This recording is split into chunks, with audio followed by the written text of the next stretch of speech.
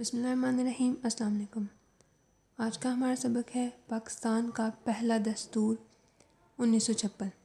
دستور ساز اسمبلی نے پہلا دستور کب منظور کیا؟ دستور ساز اسمبلی نے پہلا دستور 29 فروری 1956 کو منظور کیا۔ کس نے اور کب پہلے آئین کی منظوری دی؟ گورنر جنرل سکندر مرزا نے 2 مارچ 1956 کو پہلے آئین کی منظوری دی۔ پہلا آئین کب نافذ کیا گیا؟ پاکستان کا پہلا آئین 23 مارچ 1956 کو نافذ کیا گیا۔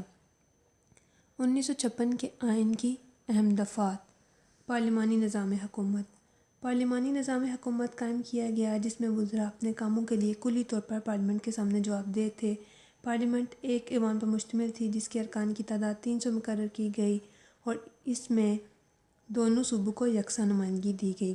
ملک کا نام: 1956 کے آئین میں ملک کا نام اسلامی جمہوریہ پاکستان رکھا گیا جس سے لادینی قوتوں کی منفی سرگرمیوں پر اوس پڑ گئی اور اس آئین نے ان پر واضح کر دیا کہ پاکستان اسلامی اور جمہوری ریاست ہے۔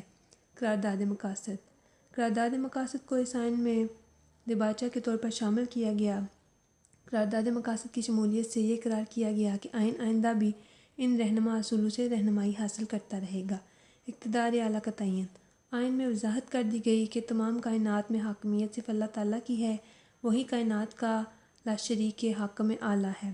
پاکستان کی حکومت اللہ تعالیٰ کی مقرر کردہ حدود کے اندر رہتے ہوئے اقتدار کو مقدس امانت کے طور پر استعمال کرے گی۔ مسلمان سربراہ مملکت: پاکستان کے صدر کے لیے مسلمان ہونا ضروری قرار دیا گیا۔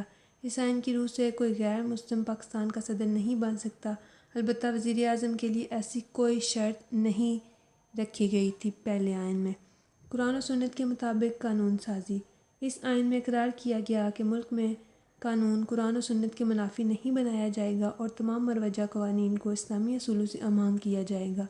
عدلیہ کو آئین کی تشریح کا کام سونپا گیا اور سپریم کورٹ کو آئین کا محافظ قرار دیا گیا۔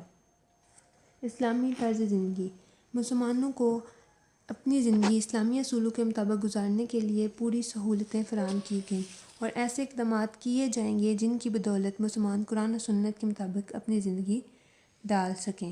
اسلامی اقتدار کا فروغ: اس آئین میں اسلامی اقتدار کے فروغ اور اسلامی اقتدار کی اخلاقی تعلیمات پر عمل کرنے کا وعدہ کیا گیا۔ شراب کے استعمال کو ممنوع قرار دیا گیا، نیز شراب نوشی، قمار بازاری، عصمت فروشی اور سود کی لعنت کو ختم کر دیا جائے گا۔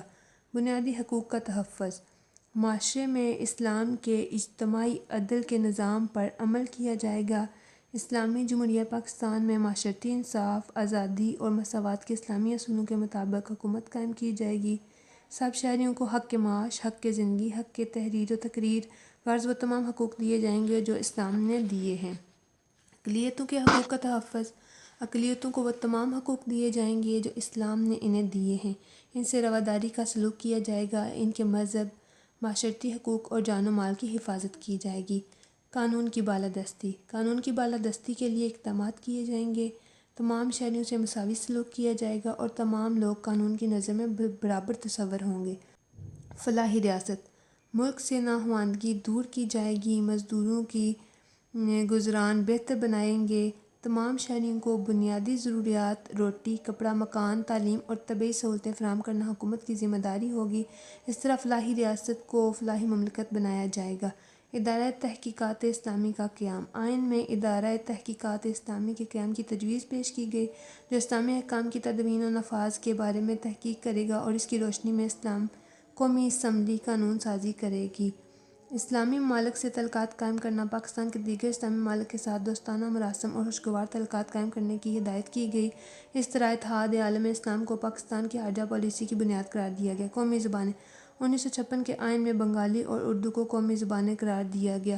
1 یونٹ کا قیام: 1 یونٹ میں پاکستان کے مغربی حصے کے چاروں صوبوں کو ملا کر ایک یونٹ بنا دیا گیا اور ایک حصہ مشرقی پاکستان تھا، تو اس طرح قومی اسمبلی میں دونوں صوبوں کو برابر نمائندگی دی گئی۔